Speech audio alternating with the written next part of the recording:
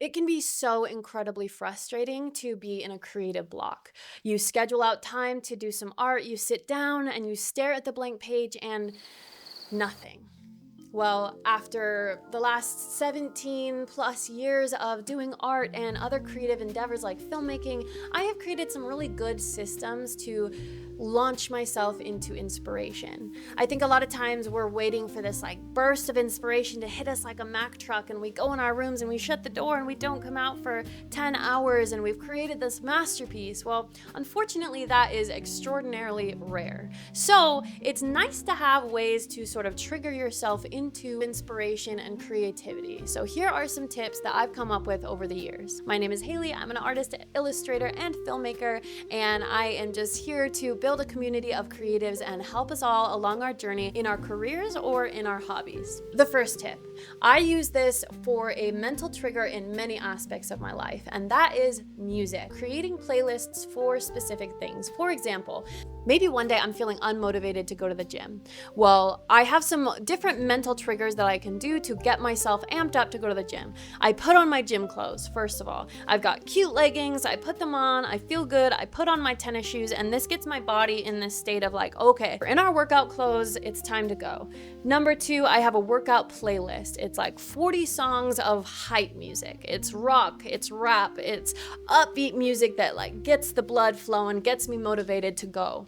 And then lastly, of course, I can consume some sort of caffeine, some cold brew coffee, some pre-workout, whatever it may be, some Celsius, and that obviously gets my body energized and ready to go. So I've learned that there are some triggers I can use to get myself motivated to go to the gym. You can do the same kind of thing with creativity and inspiration. As a filmmaker, one of the first things I do when I'm working on a film concept is I create a playlist. I want to make a playlist that has the essence of the film, the vibe of the film, and how I want it to feel emotionally and all of that.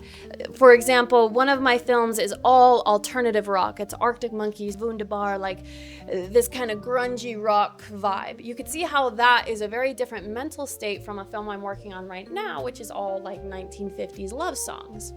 So these playlists kind of trigger my brain into that state of mind, into that world, those characters, and how I want the film to feel. Often just putting the playlist on inspires me to start working. So what I would recommend you do is pay attention to what kind of music inspires you. It's different for everybody. Maybe it's classical or jazz. It could be rock. For me, I really enjoy lo-fi. It's this kind of moody, vibey, chill music that kind of gets me in a creative flow.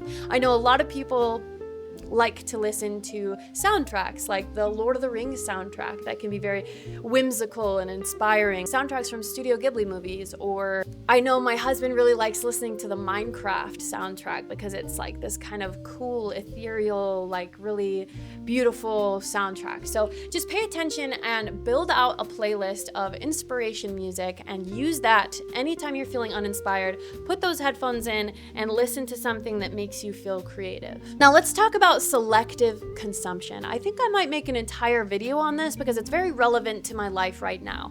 I have been on a social media detox. I deleted Instagram almost 40 days ago, and I do not regret a thing. I will log on here and there on my computer to use it as a business tool, to post, to reply to DMs, that kind of thing, and then I log right back off. I don't let myself get caught in a scroll or anything like that. I was finding that social media was giving me a lot of stress and anxiety. It's a lot of news, it's a lot of people spouting their opinions at each other, trolls just being awful for the sake of being awful, and I was finding that when I was getting on, it was draining my spirit and draining my energy. I think it's very important to be very selective about what we're putting in our brains. I mean, my mom wouldn't watch horror films or super graphic films. Selective consumption for me means consuming things that are good for me, that teach me, are educational, are inspiring. So for example, I would say going to an art museum, very inspiring. Any sort of live performance for me, a concert, a play, a ballet. Oh my gosh, I always walk away feeling so fueled and creatively fueled and excited to create something. I, as a filmmaker, have to watch movies, but it's important to not just mindlessly binge watch things on Netflix for hours and hours, but instead to watch things intentionally as a filmmaker, to be learning from other filmmakers, from the story, from the characters. With this, I would highly recommend Pinterest. Pinterest is the only social media app on my phone right now, and I love Pinterest. The second thing I do when I'm brainstorming a film concept is I make a Pinterest board. This is all the visual elements of how I want a film to feel. You never know what kind of imagery is going to inspire an entire character or scene, or honestly, an entire concept for a film. And the same goes for art, right? As an illustrator, as a children's book illustrator, looking at other people's work, looking at other people's children's books in Barnes & Noble or in the bookstore, or collecting images on Pinterest, it's just so helpful. I get so much inspiration from this. Looking at other people's illustration styles, font choices, color palette, how they do their hands or their eyes or that kind of thing. I mean, there's so much to learn from other people. And so I really enjoy Pinterest because I find that there's not a lot of, the politics and opinions and it's just a very visually based app, and I just collect beautiful things in my Pinterest boards, and I highly recommend it for that reason. Next, go touch some grass. Getting outside and having some fresh air is so important for mental health altogether, but also for inspiration. I find so much inspiration from nature. I have to go get outside every day if I can. I personally, what really lights me up is going camping for the weekend. If I can actually get way out of the city, into nature, into some trees, go swim in a river, and just be immersed in nature for a few days, I always come back feeling just fulfilled and excited and in touch with myself and God and the world. And I just highly recommend getting out in nature as much as possible, even for a 10-20 minute walk, whatever it is that you can do. Go be outside, and I promise it will help you clear your mind. Put your phone away, or maybe don't take your phone if you're just going for a walk, and just go be present in nature. It is so good for you.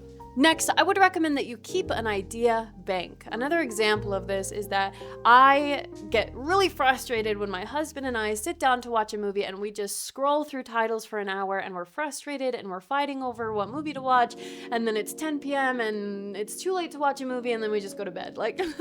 First world problem to the max, but it's very frustrating. And so what I do is when I find out that my husband hasn't seen a movie that I love, I put it down in a list in my notes app.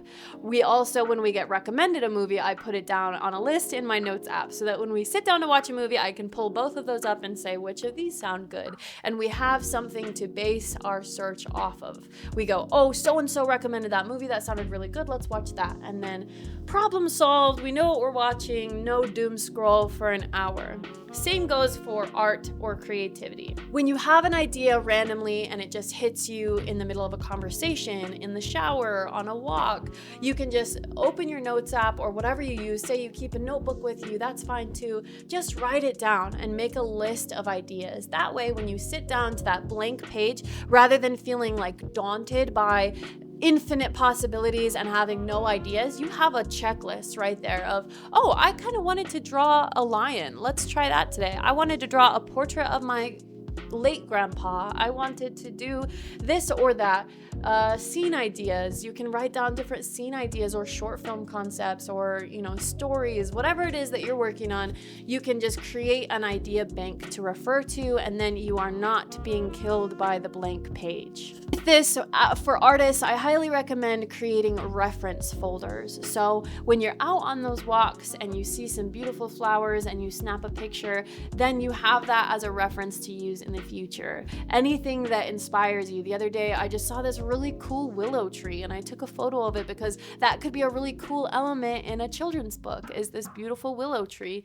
And so you can just keep a folder on your phone or, in your Pinterest board or whatever of references that you want to go back to, and then you can pull those out when it's time to create something. Next, oh man, this is a hard one, especially in this day and age. For me, this is what I am learning very much right now, and that is to lean into stillness and silence. Ooh, it's so uncomfortable.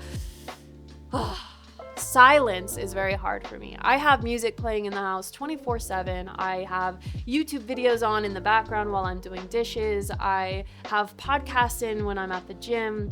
It is very hard for me to sit in silence. However, I find a lot of inspiration comes in stillness and silence. That's probably why I like to go walk in nature and go camping, is because it's quiet and I can talk with God and connect with the universe, and I can just be present without all these other things taking my attention.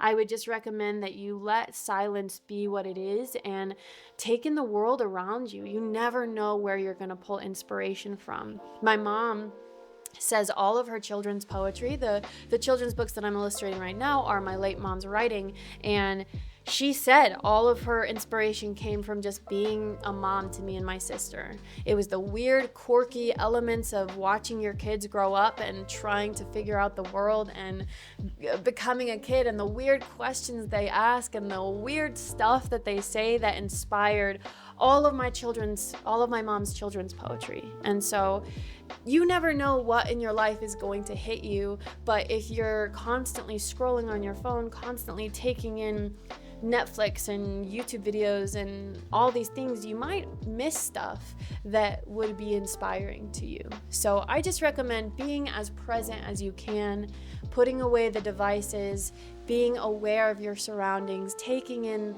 all the beautiful little elements of life and letting it truly hit you. And you never know what's going to inspire you. So you guys, that's all I have for you today. I hope that these tips and tricks really help you on your creative journey, no matter what you're working on. And if you found it helpful, please give it a like and hit subscribe. That would really help out me and my channel, and also so that you don't miss out on any other tips and tricks I have for you in the future. Thank you so much for being here. It means a lot. If you have any questions, or if you find one of these tips specifically helpful and it inspires you in some way, please let me know in the comments. I would love to hear about that. So thank you so much, and I will see you in the next one.